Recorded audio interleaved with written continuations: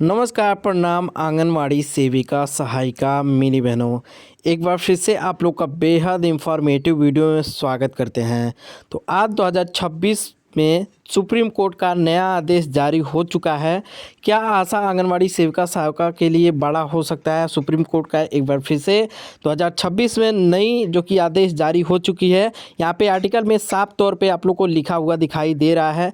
तो आप लोगों से निवेदन है, ये वीडियो पूरा देख के जाइए क्या सरकार का आदेश है और क्या सरकार करने वाली है आशा आंगनवाड़ी सेविका, रसोइया, एएनएम, जेएनएम के लिए, जो कि चीफ जस्टिस ने बढ़ाया 4 गुना मानदेय। जो कि ये लेटर जारी हुआ है सुप्रीम कोर्ट से, किस तरीके से क्या क्या लिखा गया है पूरा विस्तार से हम लोग जानेंगे। 28 राज्यों में हो सकता है ये लागू, 24,000 से लेकर 32,000 तक जो कि इसमें मांग है। लेकिन देखिए सरकार का इस पर क्या कहना है और इसके बाद में ये जो कि सरकार मानेगी कि नहीं, हर एक चीज़ हम लोग डिटेल में देखेंगे। क्योंकि देखिए इससे पहले भी गुजरात हाईकोर्ट ने भी जो कि फैसला दिया था आंगनवाड़ी के लिए, जो कि सुप्रीम कोर्ट का, कि मानदेय वृद्धि करने के लिए। लेकिन देखिए उस पर कोई भी अभी चर्चा नहीं हुई है, ना ही वहाँ की सरकार बढ़ाई है और ना ही पीएम मोदी जी कुछ किए। लेकिन देखिए एक बार फिर से यहाँ पे नई आर्टिकल निकल के आ चुकी है।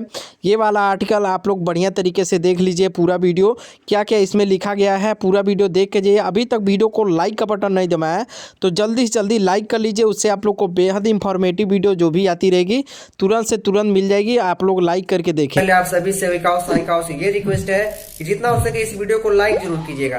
माना जाएगा। आप सभी को सरकारी कर्मचारी का दर्जा हर एक राज्य देगी। साथ ही साथ 10 वर्षों से कम अनुभव रखने वाले उन कार्यकर्ताओं को जो है मानदेय बढ़ोतरी का लाभ दिया जाएगा, जो कार्यकर्ता लगातार अपनी सेवा शिक्षा विभाग और स्वास्थ्य विभाग में दे रही हैं। दोनों निर्णयों में आंगनबाड़ी कार्यकर्ता और सहायिकाओं के काम करने की चुनौतियापूर्ण परिस्थितियों की जांच की गई है और इस बात पर जोर दिया गया है कि केंद्र और राज्य सरकारों को कार्यस्थल पर निष्पक्ष और सम्मानजनक व्यवहार सुनिश्चित करते हुए कार्य स्थितियों को सुधार के लिए तत्काल उपाय करने की आवश्यकता है। तो यहाँ पर देखिए सुप्रीम कोर्ट का जो आदेश है सभी कार्यकर्ताओं के हित में है। तीसरा फैसला देखेंगे सुप्रीम कोर्ट का क्या है, तो यह विशेष रूप से महत्वपूर्ण है क्योंकि इन दो निर्णयों से पहले सुप्रीम कोर्ट ने स्टेट ऑफ कर्नाटक और अन्य बनाम अमीरबी और अन्य 2007 SCC 681 मामले में फैसला सुनाया था कि आंगनबाड़ी कार्यकर्ताओं को सिविल पदों के धारक नहीं हैं। ये दोनों निर्णय कानून के विकास पर कार्य करते हैं और आंगनबाड़ी कार्यकर्ताओं की स्थिति को नए सिरे से परिभाषित करते हुए उनके अधिकारों की पुष्टि करते हुए यह निर्णय सुप्रीम कोर्ट ने लिया था।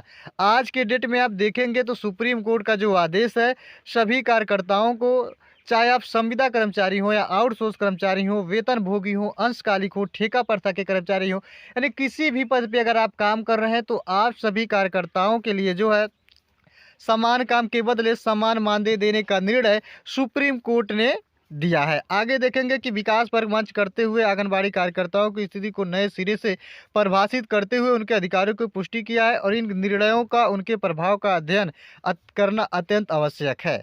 न केवल आंगनबाड़ी कार्यकर्ताओं के अधिकार बल्कि समग्र रूप से योजना कार्यकर्ताओं के अधिकार भी हैं।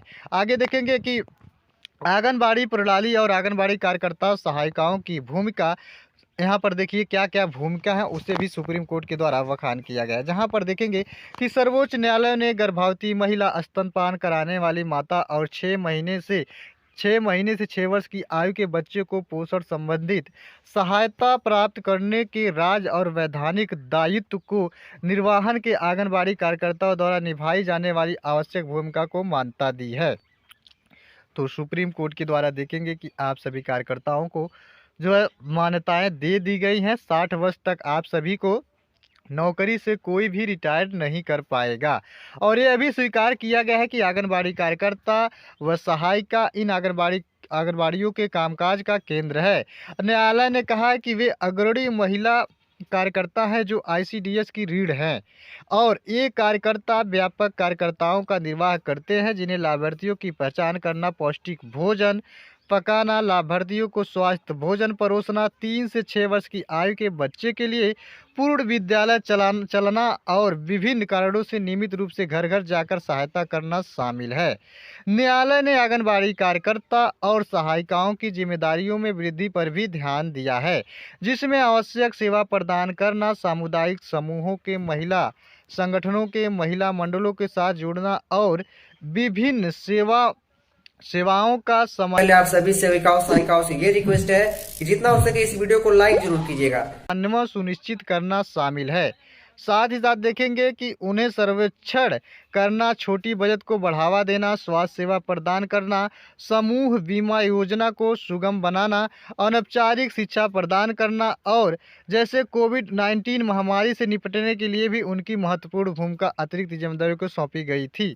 इस प्रकार से एक कार्यकर्ता पोषण स्तर और जीवन स्तर के ऊपर उठने और जन स्वास्थ्य के सुधार करने के लिए अनुच्छेद 47 के तहत राज्य के संवैधानिक दायित्वों को निर्वहन के केंद्रीय भूमिका निभाते हैं।